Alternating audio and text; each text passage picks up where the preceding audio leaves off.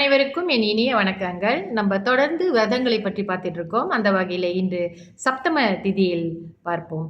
சப்தம திதியில் விரதம் இருப்பவங்க ஒவ்வொரு மாதமும் வருகின்ற சப்தமியில திதியில சூரியனை தாமரை மலர் கொண்டு அர்ச்சித்து வழிபட வேண்டும். இந்த விரதத்தை இருப்பவர்கள் ஆனந்தகரமான வாழ்க்கையை பெறுவதோடு அடுத்த பிறவியில் முக்தி அடைகின்றார்கள்.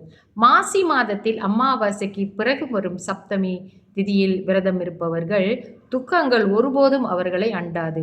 புரட்டாசி மாதத்தில் அமாவாசைக்கு பின்னர் வரும் சப்தமி திதியில் இறைவனை ஆராதிப்பவர்கள் சகல துக்கங்களில் இருந்தும் விடுபட்டவன் ஆகின்றார்கள். தை மாதத்தில் வரும் சப்தமி திதியில் உபவாசம் இருந்து சூரியனை ஆராதிப்பவன் எல்லா பாவங்களிலிருந்தும் விடுபடுகின்றான்.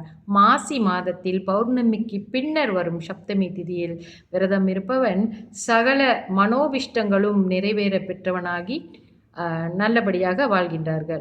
பங்குனி மாதத்தில் அமாவாசைக்கு பிறகு வரும் சப்தமியில் நந்தா சப்தமி என்று பெயர். அன்றைய தினம் விரதம் இருப்பவனுக்கு தெய்வ பக்தி வளரச் செய்து உத்தம லோக வாழ்க்கைக்கு வழிகாட்டுகிறது. சந்ததியை விரும்புபவர்கள் அவர்களுக்கு பரம்பரை இருக்க வேண்டும் என்று விரும்புபவர்கள் இந்த விரதத்தை மாசி மாதத்தில் மேற்கொள்ளலாம். ஸோ இந்த மாதிரி சப்தம திதியில் இவ்வளவு பெரிய விஷயங்கள் சப்தம திதியில் விரதம் இருப்பது இவ்வளவு பெரிய நன்மைகளை நமக்கு கொண்டாந்துருக்கு, அது கொடுக்குது.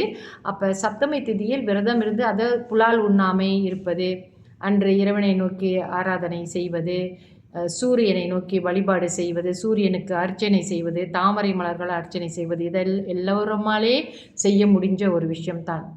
மிக சுலபமான விரதம் இருக்கும்படியான விஷயங்களாக இருக்கிறது அல்லவா?